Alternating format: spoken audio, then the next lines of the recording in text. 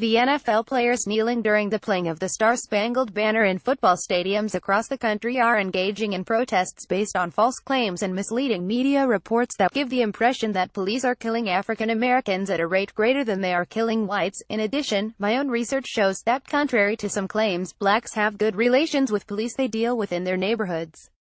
After Colin Kaepernick, then a quarterback with the San Francisco 49ers, started kneeling during the playing of the national anthem 13 months ago, he said, "I am not going to stand up to show pride in a flag for a country that oppresses black people and people of color. There are bodies in the street and police are getting paid leave and getting away with murder." However, a study last year by Harvard economics professor Roland Fryer, who is black, concluded that for the Houston Police Department on the most extreme use of force, officer-involved shootings, we find no racial differences in either the raw data or when contextual factors are taken into account. Unfortunately, he doesn't have the race of the officer doing the shooting, and the data for just one police department doesn't allow the investigation of police policies. Using 4 national databases of crime statistics representing confrontations between police and civilians in many parts of the U.S., the study did find that blacks were more likely than whites to be treated with some lower level of force by police during confrontations, such as being handcuffed, pushed to the ground, or pepper sprayed. That is a legitimate issue that merits further study.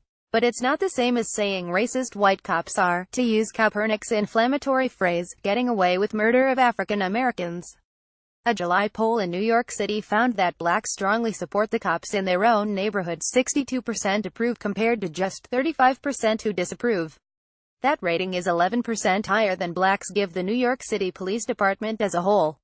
Last Sunday, Hillary Clinton joined the debate, saying the player protests that have spread across the league demonstrate in a peaceful way against racism and injustice in our criminal system. She added that President Trump's tweets denouncing players who kneeled during the anthem were very clear dog whistles to his base, implying an appeal to anti-black racism. The media have helped create a biased perception that is far from reality on police shootings. In a new study, the Crime Prevention Research Center where I serve as president finds that when a white officer kills a suspect, the media usually mention the race of the officer. This is rarely true when the officer is black. As a result, many people incorrectly believe the police are racist. But when it comes to the cops who African Americans deal with personally, they often have a different view. For example, a July Quinnipiac University poll in New York City found that blacks strongly support the cops in their own neighborhood. 62% approve compared to just 35% who disapprove. That rating is 11% higher than blacks give the New York City Police Department as a whole, where perceptions are far more likely to be influenced by media reports. Data also show that blacks don't hesitate to reach out to police and report crime. Indeed, from 2008 to 2012, blacks were actually more likely than whites, Hispanics, or Asians to report violent crimes committed against them to the police. How do we know this? The Department of Justice conducts an annual survey that asks people if they have been the victim of a crime. That's how we know how much crime there is in each neighborhood. Then, the Crime Prevention Research Center study compares that crime rate with how often people actually reported crimes to the police.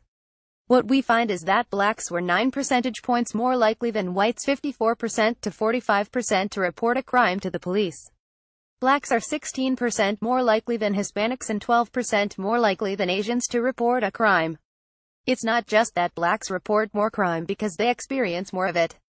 This higher rate of reporting even holds true in areas where other groups face higher violent crime rates than blacks do. More importantly, this trust in local community police appears to be well placed. This is because despite what Kaepernick and others falsely claim, white police officers aren't killing defenseless blacks just because they can. Blacks also are a smaller percentage of people killed by police than the black share of murderers and other violent criminals. Through extensive research, we found 2,699 police shootings across the nation from 20,132,015. That's far more than the FBI found. Its data is limited to only 1,366 cases voluntarily provided by police departments. The FBI data has other problems, too. It disproportionately includes cases from heavily minority areas, giving a misleading picture of the frequency at which blacks are shot. Our database also keeps track of characteristics of both the involved suspect and the officer in each shooting, local violent crime rates, demographics of the city and police department, and many other factors that help determine what causes police shootings. Here's what we found. Black officers were at least as likely as their white peers to kill black suspects. When more police are present at the scene of a confrontation with a civilian, suspects face reduced odds of being killed. The difference is about a 14 to 18% drop in the chances of being killed for each additional officer. Officers feel more vulnerable if they are alone at the scene, making them more likely to resort to deadly force. By the same token, suspects can be emboldened and resist arrest when fewer officers are present. Police unionization has a harmful effect. Despite the success of the unionized NYPD, which has a good track record on shootings, our study finds that in general, police unionization has had the largest harmful effect, making suspects at least 65% more likely to be killed. This could be due to the fact that unions shield their officers from scrutiny with rules that delay prosecutors questioning officers. This may make officers more willing to shoot when their own safety feels at all jeopardized. Body cameras don't make a difference. Many people support having officers wear body cameras. But we surveyed 900 police departments, 162 of which reported their officers used body cameras. We found that police did not change their behavior when they started wearing the cameras. It is a dangerous fiction that prejudiced white officers are going out and disproportionately killing black men. But that doesn't mean that measures can't be taken to reduce police shootings. The most obvious step would be to increase the number of officers, in the hopes that more will be present at the scenes of these incidents.